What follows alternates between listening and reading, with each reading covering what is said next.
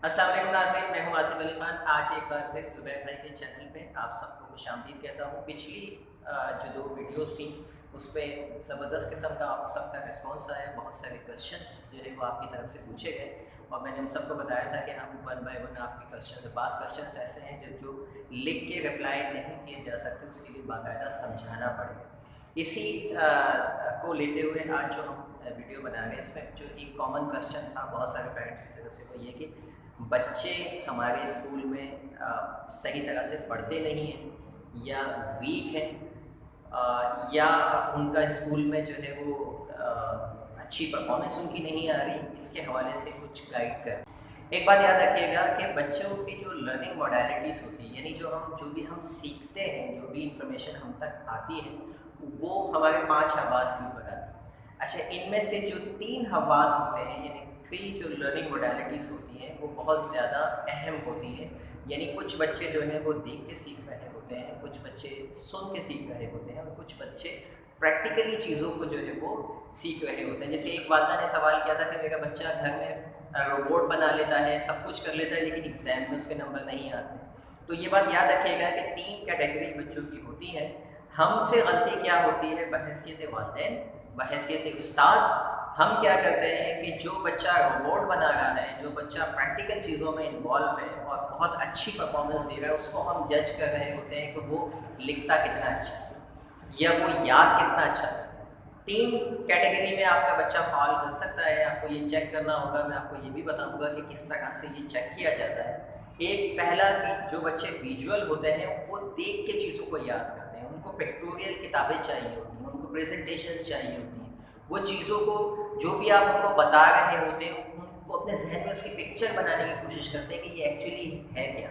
और जब आप उसकी पिक्चर उसको दिखा देते हैं तो वो ज़्यादा अच्छी तरीके से याद करते हैं। दूसरे बच्चे वो होते हैं जिनको देखने में, किताबों में कोई ख़ास इंटरेस्ट नहीं होता, उनको सुनने में बड़ा इंटरेस्ट होता है। वो कहते हैं कि जो भी कहानी है सुना दें। ऐसे बच्चे अक्सर वालिदैन से कहते हैं कि कोई कहानी सुनाई। ये ऑडिटरी बच्चे होते हैं। टीचर का बताया हुआ लेक्चर इनको ज़्यादा अच्छी तरह से याद होता है बनिस्बत जो वो पढ़ के याद करते हैं। और तीसरी कैटेगरी जो होती है, ये किनेस्थेटिक बच्चे होते हैं। ये वो बच्चे होते हैं जो इन्वॉल्व होकर सीखते हैं। ये वो बच्चे होते हैं अक्सर स्कूल से जिनकी कंप्लेंट्स आती हैं कि ये बच्चा पढ़ नहीं। इनको स्कूल के टीचर अक्सर स्लो लर्नर्स कहते हैं। बेसिकली ये स्लो लर्नर्स नहीं होते। इनकी लर्निंग स्लो किसी हद तक होती है, लेकिन ये बड़ी परमानेंट लर्निंग होती है क्योंकि ये इन्वॉल्व होकर प्रैक्टिकली चीज़ों को कर रहे होते हैं। लिहाजा जो भी इनकी लर्निंग होती है वो लॉन्ग लास्टिंग होती है। मतलब एक विजुअल बच्चा जो किसी चीज़ को 5 मिनट में याद कर लेता है, उसकी मेमोरी में और इसकी ये जो इन्वॉल्व होकर चीज़ों को सीखता है, इसकी मेमोरी में ज़मीन आसमान का फ़र्क होता है। ये शायद सारी ज़िंदगी नहीं भूली। अच्छा, जो विजुअल बच्चे होते हैं, अब इनकी पहचान क्या होती है? एक मरतबा आपको अपने बच्चों का लर्निंग स्टाइल समझ में आ जाए तो फिर आप उनसे उसी तरह से कम्युनिकेट करने की कोशिश कीजिए, उसी तरह से उनको पढ़ाने की कोशिश कीजिए। जो विजुअल बच्चे होते हैं ये क्या करते हैं, इनको पहचानने की जो एक पहचान होती है इनको समझने की, वो ये कि ये जल्दी बोलते हैं। इनके बोलने का स्टाइल जो है वो तेज़ होता है। दूसरा, इनके जो आईबॉल होता है, जब ये बात कर रहे होते हैं तो इनका आईबॉल बहुत तेज़ी से मूव कर रहा होता है और अक्सर ऊपर देख रहे होते हैं। आप बच्चे से सवाल कर रहे हो, बच्चा ऊपर देख के जवाब दे रहा है, तो इसका मतलब ये है कि ये किसी हद तक विजुअल डोमिनेंट बच्चा है।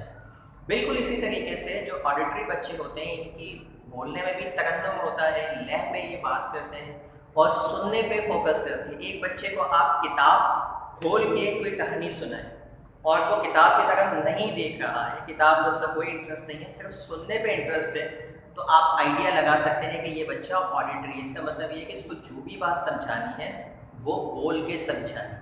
अच्छा, बोलने के लिए फिर उसकी अलग टेक्निक्स है कि किस किस तरीके से उससे बात की जाएगी, वो भी हम इंशाल्लाह अभी भी बताएंगे, पहले भी हमने बताया और इसमें मज़ीद वीडियोस आती रहेंगी। तीसरे, वो बच्चे जो किसी भी चीज़ को इन्वॉल्व होते हैं, मतलब उनको बोले तो बेटा ये रोबोट है, वो बोलेंगे कि वो ठीक है रोबोट तो है, पहले मैं इसको खोल के देखूँगी है कैसे। ठीक है, उनको बताया जाएगा कि बेटा ये फ्लावर है और इसके इतने पार्ट होते हैं। वो कभी भी उसमें इंटरेस्ट नहीं लेगा किताब में, वो गार्डन में जाएगा, उसको तोड़ेगा और तोड़ के चेक करेगा। ये इनकी पहचान होती है। ये किनेस्थेटिक बच्चे होते हैं। इनको इसी तरीके से सिखाया जाता है, प्रैक्टिकली इनको एक्सरसाइज करके। मतलब एक किताब में जो लेसन आप उसको पढ़ा रहे हैं उससे वो क्या एक्सट्रैक्ट कर रहे हैं उसको आपने प्रैक्टिकली बताया।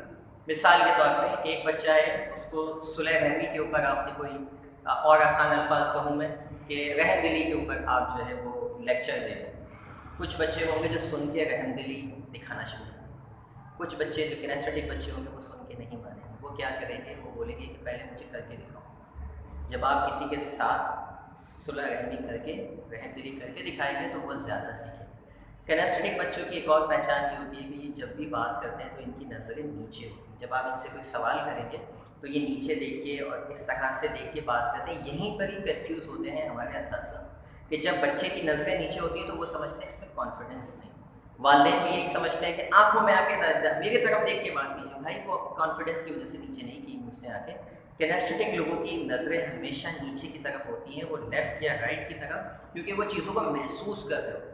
जब भी आप किसी इमोशन को, किसी चीज़ को महसूस करते हैं, आपकी ऑटोमेटिकली नज़रें जो है वो नीचे की तरफ होती हैं और हमारे साथ साथ समझते हैं कि ये बच्चा तो जवाब ही नहीं देता, बस नीचे देखता है।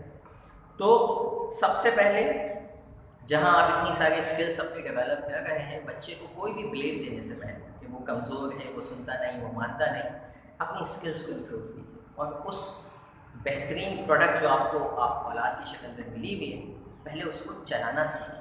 उसके बाद उस पर कोई लेवल लगाइए कि ये पढ़ने में अच्छा नहीं है, ये जो है परफॉर्मेंस इसकी अच्छी नहीं है, या ये हमारे हाथ से निकल गया है, XYZ जो भी आपके इश्यूज़ होते हैं।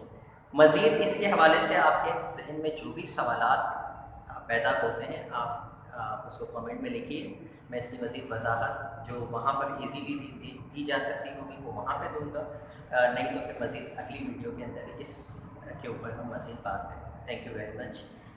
मेरे अपने चैनल को भी आप लाइक सब्सक्राइब कर सकते हैं, आसिफ अली खान ट्रेनिंग माइंड, जिसका जो है डिस्क्रिप्शन में लिंक दिया हुआ है, आप उसको भी ज्वाइन कर सकते हैं। Thank you very much.